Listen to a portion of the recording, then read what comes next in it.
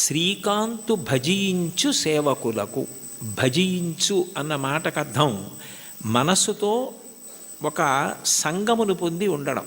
భజించడం అంటే ఆయన్ని పొగుడుతూ ఉండడం, స్మరిస్తూ ఉండడం.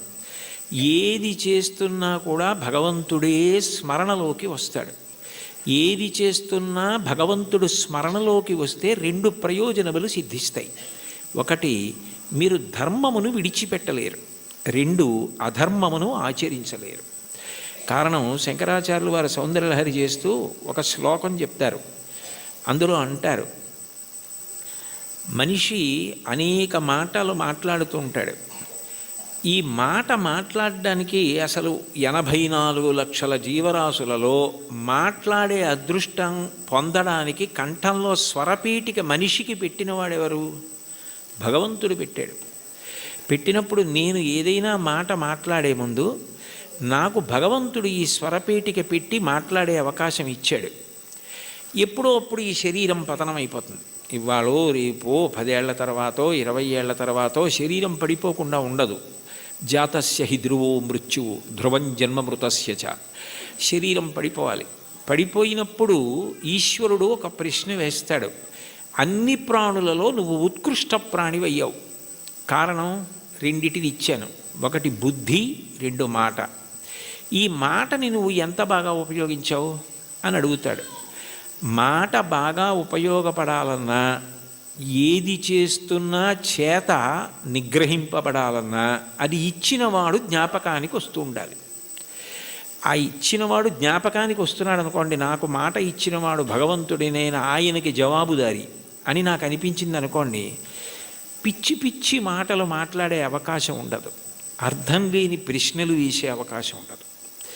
ఏదైనా మాట మాట్లాడేటప్పుడు మాట మాట్లాడడం ఎంత జాగ్రత్తగా మాట్లాడాలి, ఎంత సామాజిక ప్రయోజనము కొరకు మాట్లాడాలి. మాట అగ్నిహోత్రంతో వర్ణిస్తుంది వేదం. అగ్ని దాహకత్వం కాల్చేస్తుంది ఏ వస్తువునైనా. మాట అజ్ఞానాన్ని కాల్చేస్తుంది, తెలియనితనాన్ని కాల్చేసేది మాట. ఒకరి దగ్గర మనం తెలియనిది విన్నామనుకోండి, తెలియనితనం పోతోంది. అందుకని మాట అన్నది అంత గొప్పది. మీరు మాట్లాడేటప్పుడు ఇది నాకు భగవంతుడు ఇచ్చాడు, సక్రమంగా వినియోగించుకోవాలి అని మాట్లాడారనుకోండి, అది పూజ. ఎందుకంటే ఈశ్వరుడికి కట్టుబడి మాట్లాడుతున్నారు. మీరు నేను ఇది మాట్లాడను అని ఎందుకంటున్నారంటే ఈశ్వర భక్తి చేత. అప్పుడు మీరు ఏది చేస్తున్నా కూడా అది జపో జల్ప శిల్పం సకలమపి ముద్రా విరచన గతి ప్రాదక్షిణ్య క్రమణమశనా ద్యాహుతి విధి ప్రణామ సంవేశ సుఖమఖిలమాత్మార్పణదృశా సపర్యా పర్యాయ స్తవ భవతు ఎన్మే విలసితం అంటారు శంకరాచార్యులు వారు.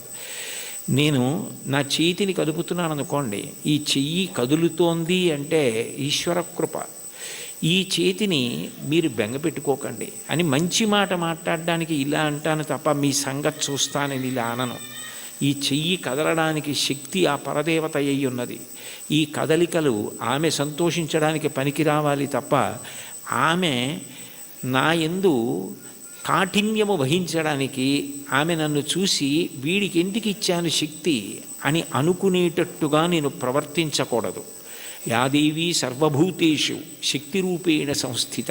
ఆ తల్లి నా యందు శక్తిగా ఉంది, దాన్ని సద్వినియోగం చేసుకోవాలి అనుకున్నాను అనుకోండి, నేను అప్రయత్నంగా పుణ్యకార్యామే చేస్తాను తప్ప ఈశ్వరుడు ఖేదము పొందకూడదు. కాబట్టి ఆయన నా యందు అమర్షము పొందకూడదు. కాబట్టి నేను ఎప్పుడూ పాపము చెయ్యకుండా నన్ను నేను నిగ్రహించుకోగలుగుతాను. అది భజించు భక్తి. ఆ స్మరణ ప్రహ్లాదుడిది. పానీయంబులు త్రావుచున్ కొడుచుచున్ భాషించుచున్ హాసలీలా నిద్రాదులు చేయుచున్ తిరుగుచున్ లక్షించుచున్ సంతత శ్రీనారాయణ పాదపద్మయుగళీ చింతామృతాస్వాద సంధానుండై మరచన్ సురారిసుతుడే తద్విశ్వమున్ భూవరా. ఏది చేస్తున్నా భగవంతుడి జ్ఞాపకానికి వస్తూ ఉంటాడు. ఆయనది మహోపకారం. ఆకలేసిందనుకోండి, ఊళ్ళో అన్నీ తెలుసుకుంటున్నాను కానీ నాలో పదార్థం అయిపోయిందని నాకు తెలియదు. మంటగా వస్తే తొందరగా తింటానని క్షుత్తు భరించలేని మంటగా ఆకలి రూపంలో వచ్చి నువ్వే పంటగా భూమి మీద పండి బ్రహ్మాండంలోది పిండాండంలో పడేస్తే జీర్ణం చేసి నేను తిన్న పప్పు కూర పచ్చడి పులుసు ఇవన్నీ లోపలికి వెడితే అహం వైశ్వానరో భూత్వా ప్రాణినాం దేహమాశ్రిత ప్రాణాపాన సమాయుక్తం పచాన్యన్నం చతుర్విధం పచనం చేసి జీర్ణం చేసి పిప్పిని తెల్లవారేటప్పటికీ సంవరణీ కండరములు సడలిపోయి బయటికి వెళ్ళిపోయేటట్టు అనుగ్రహించగలిగావా అని ఎప్పుడూ స్మరణ చెయ్యగలిగిన వాడికి ఎప్పుడెప్పుడు ఆయన సేవ చేద్దామా అని అనిపిస్తుంది. అప్పుడు పూజ అంటే అరగంట చేద్దామా 20 నిమిషాలు చేద్దామా అనిపించదు. నా యందు ప్రాణమై నాకిన్ని చేస్తున్న ఆ స్వామి పాదములు నేను ప్రీతితో కడగాలి అని ఆ పాదాలు కడిగేటప్పుడు అంత తాదాత్మ్యతతో కడుగుతాడు, అంత తాదాత్మ్యతతో తుడుస్తాడు. ప్రవర్తించేటప్పుడు అంత తాదాత్మ్యతతో భగవద్భక్తితో ప్రవర్తిస్తాడు. విశ్వం అంతా విష్ణువుగానే చూస్తాడు. విశ్వం విష్ణుర్వషత్కారో భూత భవ్య భవత్ప్రభు అని చదవడం వేరు, విశ్వమును విష్ణువుగా చూడడం వేరు. విష్ణువును విశ్వమంతా చూసిన వాడికి విశ్వమే బంధువు, విశ్వమే ఈశ్వరుడు. అప్పుడు ఆయన ప్రవర్తన ఎలా ఉంటుంది? ఆయన దేనిని గాయపరచలేడు. కారణం ఆయనకి కనపడుతున్నది అంతా విష్ణువే. రామకృష్ణ పరమహంస దగ్గరికి వెళ్ళి ఎన్ని చెప్పినా వినడండి వాడు నారాయణుడే అని అడిగాడు వివేకానందుడు. నారాయణుడు కాడని అనకు, మూర్ఖ నారాయణుడను అన్నారు. అంటే అది భక్తి, అంతటా విష్ణువుని చూడగలగడం. అలా భజించి సేవించేటటువంటి వాళ్ళు ఎవరున్నారో వాళ్ళు తరించడానికి నిరోధించగలిగినది ఏముంటుంది అంటే అడ్డము కాగలిగినది బారుమాను అంటారు. మార్కండేయ కృతం సప్తశతీ స్తోత్రంలో అర్గళా స్తోత్రం అని ఉంటుంది. అర్గళా స్తోత్రం అంటే బారుమాను నిరోధించున్నది అని. నిరోధించగలదా? ఆపగలదా?